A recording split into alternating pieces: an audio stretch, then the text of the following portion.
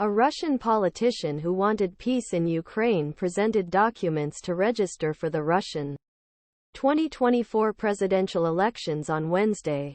Next year, Russian President Vladimir Putin applied a pro-candidate in the election.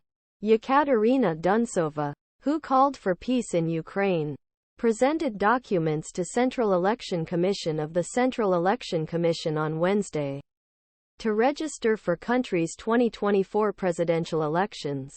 The regional legislator hopes to challenge Putin and encourages the vision of a humane Russia that is ready to cooperate with everyone about the principle of peace, sincere and respect. Speaking with journalists in Moscow on Wednesday, Duntsova said he hoped that the event would inspire its supporters.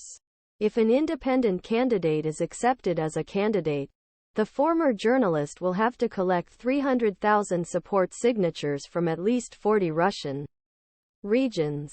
I feel a sense of success. We have made everything we need to do. We have taken this step and I think it should inspire people who support us. He said, I hope I will at least be registered as a candidate. The Russian state parliament took part in early 2024 presidency of the country on March 17. And Putin approached fifth period.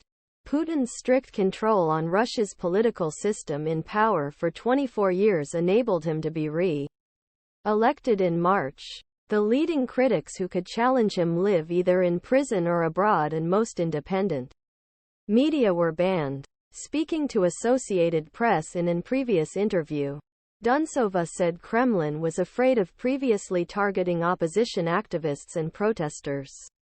However, he insisted that Putin should offer an alternative INA to his policies and policies.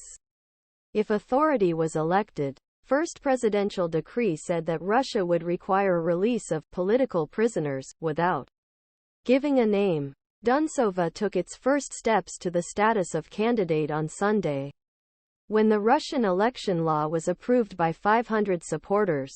According to Telegram updates of Soda, which is a Russian news broadcast covering opposition, protests and human rights problems, more than 500 people gathered to support offer in Moscow.